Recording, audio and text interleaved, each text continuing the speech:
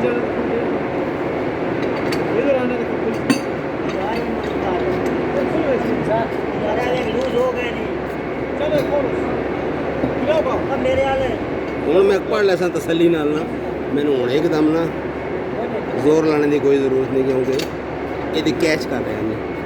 ਹੁਣ ਇਹਦੀ ਪਲੇਟ ਨੂੰ ਵੀ ਕੈਚ ਕਰਨਾ